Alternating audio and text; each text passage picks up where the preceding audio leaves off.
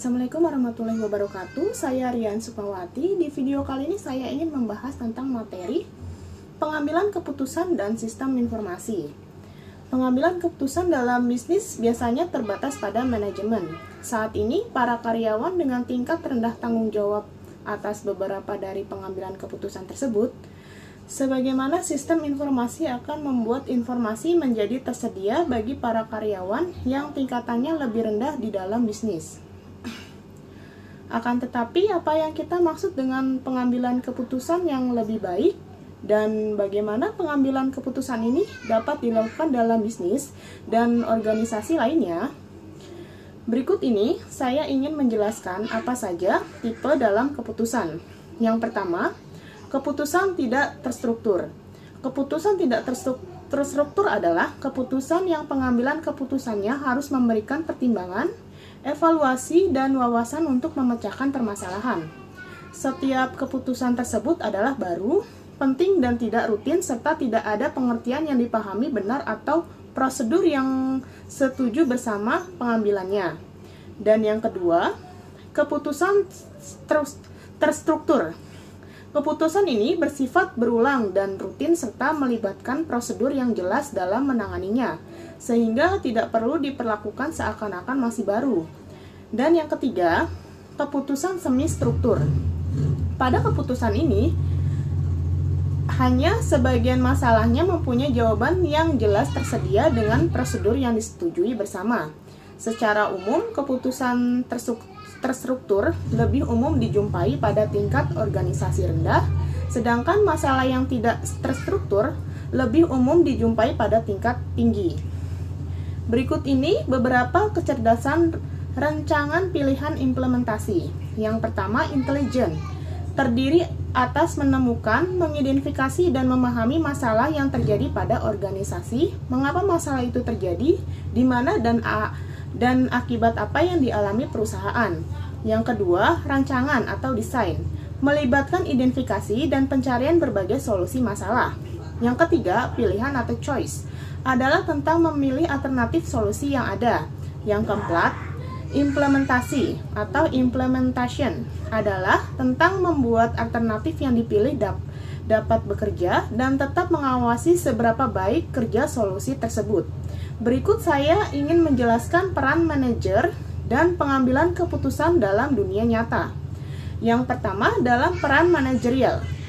Para manajer memainkan peran penting dalam organisasi. Tanggung jawab mereka adalah mengambil keputusan, membuat laporan, menghadiri rapat, hingga merencanakan pesta untuk tahunan. Dan yang kedua, peranan antar pribadi. Dalam peranan antar pribadi,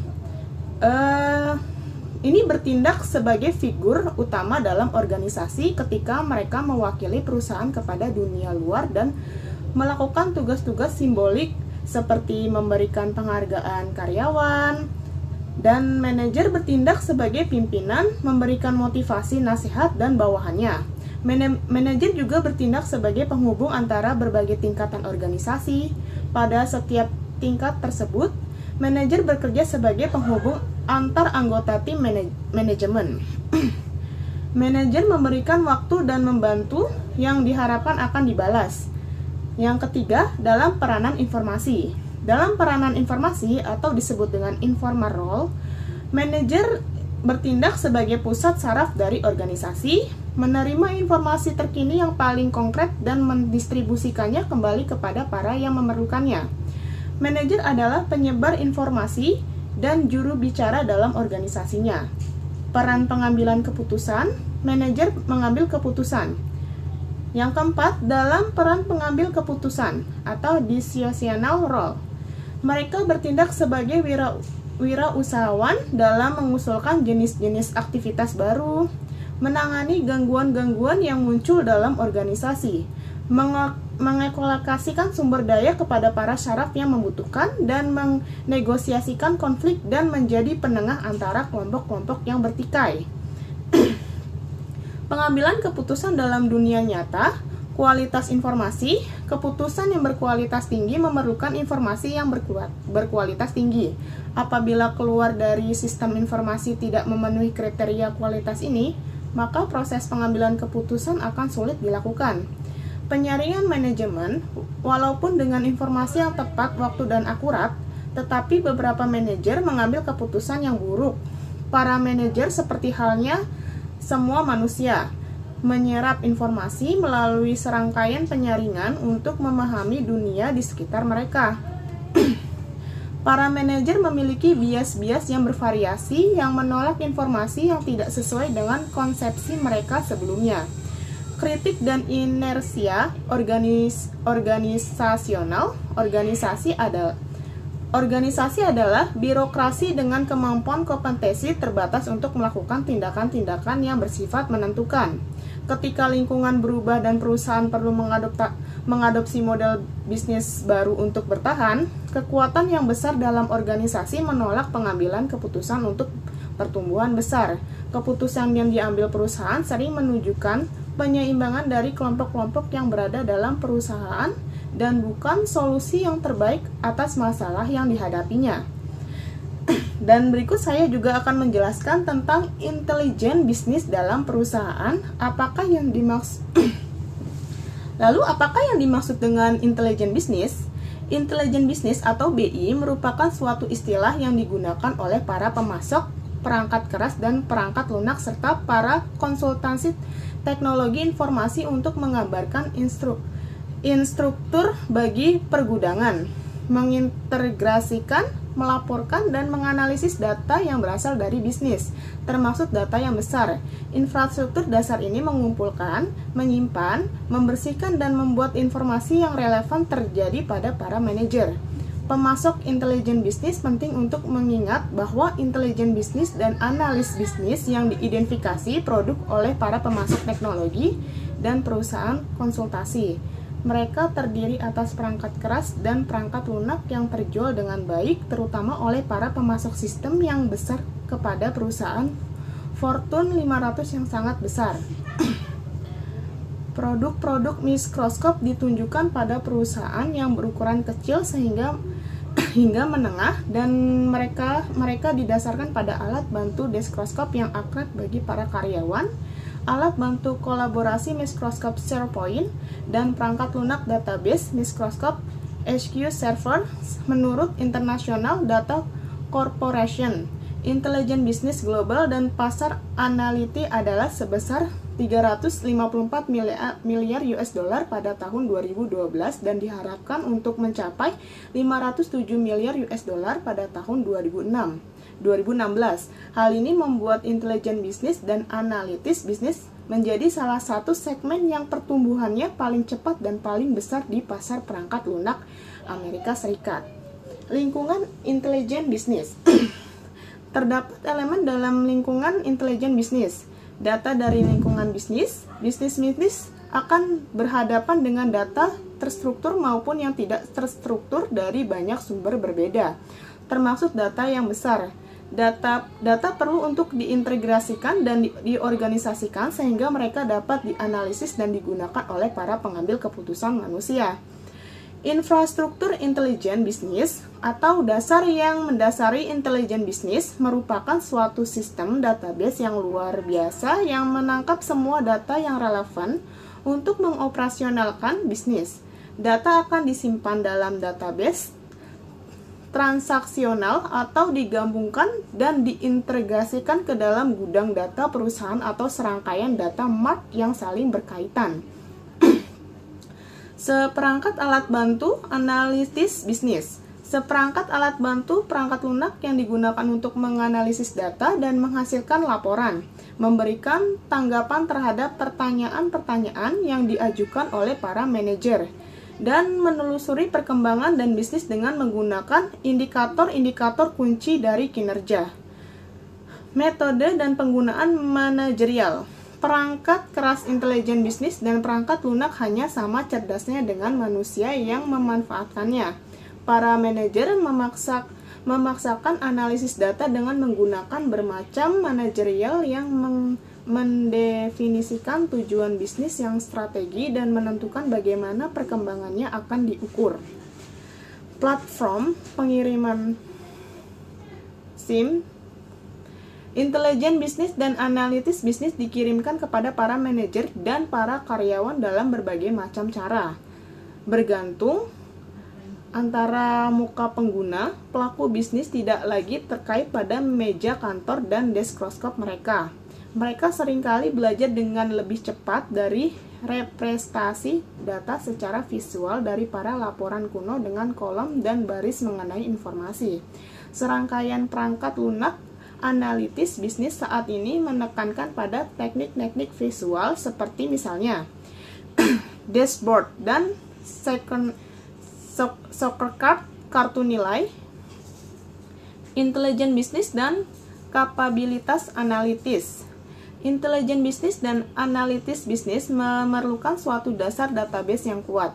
Seperangkat alat bantu analis dan tim manajemen yang terlibat dapat mengajukan pertanyaan yang cerdas dan menganalisis data. Laporan produksi ini merupakan laporan yang telah diidentifikasi sebelumnya yang didasarkan pada kebutuhan spesifik dari industri. Laporan yang memiliki parameter, para pengguna memasuki beberapa parameter seperti yang terdapat pada tabel untuk penyaringan data dan mengisolasikan dampak dari parameter. Dashboard atau scorecard ini merupakan alat bantu visual untuk menyajikan data kinerja yang diidentifikasi oleh para pengguna. Penciptaan laporan ini memungkinkan bagi para pengguna untuk menciptakan laporan mereka sendiri berdasarkan pada query dan pencarian. Penelusuran ini merupakan kemampuan untuk berpindah dari tingkat ringkasan yang tinggi ke pandangan yang lebih terperinci. Peramalan skenario, model ini meliputi kemampuan untuk melaksanakan peramalan linier, analisis skenario, bagaimana jika dan menganalisis data dengan menggunakan alat bantu statistik yang standar. Strategi manajemen untuk mengembangkan kapabilitas BI dan BA. Terdapat dua strategi yang berbeda dalam mengadopsi kapabilitas BI dan BA bagi suatu organisasi. Satu solusi yang integritas secara menyeluruh versus berbagai macam solusi yang disediakan oleh para pemasok yang terbaik. Perusahaan menghasilkan perangkat keras, IBM atau HP, dan sekarang Oracle yang mana memiliki Sun Microsystems. Ingin menjual kepada perusahaan Anda solusi dengan perangkat keras atau perangkat lunak yang terintegritas yang cenderung untuk menjalankan hanya pada perangkat keras mereka. Ini dinamakan belanja satu tempat. Perusahaan-perusahaan penghasil perangkat lunak, SAP, SAS, dan Microsoft mendorong perusahaan untuk mengadopsi perangkat lunak mutu yang terbaik dan hanya dapat dijalankan pada mesin yang mereka inginkan. Dalam strategi ini, Anda mengadopsi database terbaik dan solusi gudang data, serta memilih intelijen bisnis dan perangkat analitis yang terbaik dari pemasok manapun yang ada, yakni merupakan yang terbaik. Saya Nadia Febriani, saya akan menjelaskan tentang konstitusi intelijen bisnis. Terdapat banyak konstitusi yang berbeda-beda yang terdiri atas suatu perusahaan bisnis yang modern. Yang pertama yaitu dukungan keputusan bagi manajemen operasional dan manajemen menengah. Yang kedua yaitu dukungan keputusan bagi manajemen senior yaitu balance scorecard dan metode manajemen kinerja perusahaan. Lalu yang ketiga yaitu sistem pendukung keputusan kelompok atau GDSS. Di dalam dukungan keputusan bagi manajemen operasional dan manajemen menengah. Manajemen operasional dan manajemen menengah pada umumnya dibebankan dengan memonitor kinerja dari aspek-aspek yang penting atas bisnis, berkisar dari penghentian mesin dari divisi pabrik hingga penjualan harian atau bahkan per jam pada gerai makanan franchise hingga lalu lintas harian pada situs web perusahaan. Sebagian besar keputusan-keputusan yang mereka ambil cukup terstruktur. Sistem informasi manajemen atau SIM biasanya digunakan oleh para manajer menengah untuk mendukung tipe dari pengambilan keputusan tersebut, dan output utama mereka adalah serangkaian laporan produksi rutin yang didasarkan pada data yang diekstrak dan diringkaskan dari sistem pemrosesan transaksi yang mendasar. Apalagi para manajer menengah menerima laporan-laporan tersebut secara online pada portal perusahaan, dan dapat melakukan query data secara interaktif untuk mencari tahu mengapa peristiwa-peristiwa dapat terjadi. Untuk keputusan semi terstruktur, beberapa manajer merupakan pengguna yang super dan para analitis bisnis yang tajam yang ingin menciptakan laporan-laporan mereka sendiri dan menggunakan analitis-analitis yang lebih canggih dan model-model untuk mencari pola dalam data untuk merancang model alternatif skenario bisnis atau untuk menguji hipotesis-hipotesis tertentu. Sistem pendukung keputusan atau Decision Support System yang disingkat DSS merupakan platform pengiriman BI untuk kategori para pengguna tersebut dengan kemampuan untuk mendukung pengambilan keputusan yang semi terstruktur. DSS sangat mengandalkan pada pemodelan daripada SIM dengan menggunakan model matematika atau analitis untuk mengerjakan analisis bagaimana jika atau jenis lainnya. Analisis bagaimana jika bekerja ke depan dari kondisi yang diketahui atau diasumsikan, yaitu memungkinkan bagi pengguna atas variasi nilai tertentu terhadap nilai yang diujikan untuk memprediksikan hasil jika perubahan terjadi dalam nilai-nilai tersebut. Contohnya, apakah yang akan terjadi jika kita menaikkan harga produk sebesar 5% atau meningkatkan anggaran iklan sebesar $1 juta. Model analitis sensitivitas mengajukan pertanyaan bagaimana secara berulang-ulang untuk memprediksikan kisaran hasil ketika salah satu atau lebih berubah-ubah akan diubah beberapa kali. Analisis sensitivitas mundur ke belakang membantu para pengambil keputusan dengan pencarian tujuan. Jika saya ingin menjual unit produk sebanyak 1 juta pada tahun berikutnya, berapa banyak harga dari suatu produk yang harus saya turunkan? Yang kedua yaitu dukungan keputusan bagi manajemen senior atau balance scorecard dan metode manajemen kinerja perusahaan. Saat ini, metodologi yang terdepan untuk memahami informasi yang benar-benar penting yang diperlukan oleh para eksekutif perusahaan dinamakan metode balance scorecard. Balance scorecard merupakan suatu kerangka kerja untuk mengoperasionalkan rencana strategis dari perusahaan dengan menitik beratkan pada hasil yang dapat diukur pada 4 dimensi kinerja perusahaan, yaitu keuangan, proses bisnis, pelanggan, serta pembelajaran dan pertumbuhan. Di mana kinerja pada tiap-tiap dimensi akan diukur dengan menggunakan indikator kinerja utama atau KPIs yang mengukur yang diusulkan oleh manajemen senior untuk memahami seberapa baikkah perusahaan dalam bekerja seiring dengan dimensi tertentu yang ditetapkan. Metodologi manajemen terkenal yang sangat erat terkait lainnya adalah manajemen kinerja bisnis atau Business Performance Management yang disingkat BPM. BPM berupaya untuk secara sistematis menerjemahkan strategi perusahaan, misalnya diferensiasi produsen yang berbiaya rendah, pertumbuhan dalam pangsa pasar, dan cakupan operasi ke dalam target-target operasional. BPM menggunakan gagasan yang sama seperti balance scorecard, tetapi dengan beragam strategi yang lebih kuat. Data korporat untuk ESS kontemporer dipasok oleh aplikasi bisnis yang telah dimiliki perusahaan, perencanaan sumber daya perusahaan, manajemen rantai pasokan, dan manajemen. ESS juga memiliki kapabilitas penelusuran yang signifikan jika para manajer perlu untuk melihat data yang lebih terperinci.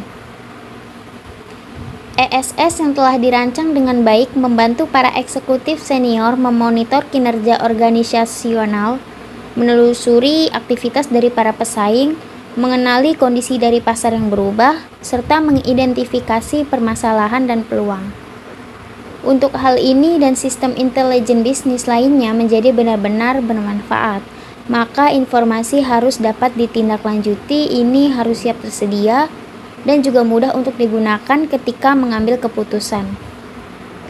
Jika para pengguna memiliki kesulitan dalam mengidentifikasi matrik-matrik yang sangat penting di dalam laporan yang mereka terima, maka produktivitas karyawan dan kinerja bisnis akan terganggu. Yang terakhir yaitu sistem pendukung keputusan kelompok atau GDSS. Apa sih GDSS itu? GDSS adalah sistem interaktif berbasis komputer yang digunakan untuk memfasilitasi penyelesaian masalah tidak terstruktur oleh sekelompok pengambilan keputusan yang bekerja sama sebagai satu kelompok. Perangkat kolaborasi dan konferensi berbasis web yang dijelaskan sebelumnya membantu beberapa proses pengambilan keputusan kelompok, tetapi fokusnya tetap pada komunikasi GDSS. Di sisi lain, menyediakan perangkat dan teknologi yang diperlengkapi secara eksplisit untuk pengambilan keputusan kelompok dan dikembangkan sebagai respon atas meningkatnya perhatian yang diberikan pada kualitas dan efektivitas dari rapat perusahaan. Di sini saya akan membahas kasus Colgate-Palmolive mempertahankan para manajer tetap tersenyum dengan dashboard eksekutif, di mana berbagai tipe pengguna intelijen bisnis di Colgate-Palmolive telah menjadi pengguna SAP global sejak awal 1990-an. Tetapi menjalankan 5 sistem ERP terpisah untuk melayani wilayah geografisnya yang berbeda. Selama beberapa periode, perbedaan dalam data yang dikembangkan antara wilayah geografis yang berbeda dan antara data yang digunakan di tingkat perusahaan dan data yang digunakan oleh masing-masing wilayah atau unit bisnis. Selain itu, Colgate memilih untuk menciptakan satu penyimpanan data global menggunakan Subnet Weaver Business Warehouse, solusi analitis, pelaporan, dan pergudangan data SAP. Lalu pengaruh kemampuan Colgate ini timbul dari masalah orang-orang yang mempengaruhi kemampuan Colgate menggunakan kecerdasan bisnis. Misalnya, setiap kali laporan penjualan dijalankan, itu menunjukkan angka yang berbeda untuk pesanan dan pengiriman. Colgate menginginkan data yang lebih bisa digunakan untuk mendorong keputusan bisnis dan semua manajer dan unit bisnisnya di seluruh dunia untuk bekerja dengan versi data yang sama. Akhirnya, manajer senior Colgate dan pengguna casual lainnya mulai meminta akses yang lebih mendalam terhadap gudang data secara lebih tepat waktu dan mudah digunakan. Mereka menginginkan laporan yang lebih mudah dijalankan di mana data bisa diinterpretasikan lebih cepat. Salah satu langkah untuk menyediakan kapabilitas intelijen bisnis yaitu manajemen senior meminta dashboard yang lebih kustomisasi dan real time yang lebih mudah digunakan untuk mendorong peningkatan kinerja.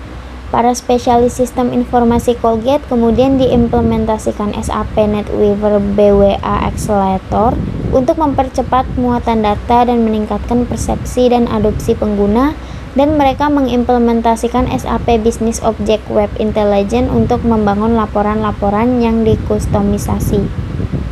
Jenis keputusan yang mendukung kapabilitas intelijen bisnis Colgate yang baru dan dampak bisnis mereka yang potensial yaitu bagi Colgate, alat bantu pelaporan yang lebih baik yang dapat mendukung berbagai jenis pengguna telah sangat memperluas penggunaan intelijen bisnis di seluruh perusahaan. Saat ini sekitar 4.000 pengguna berinteraksi dengan sistem SAP Colgate dalam harian.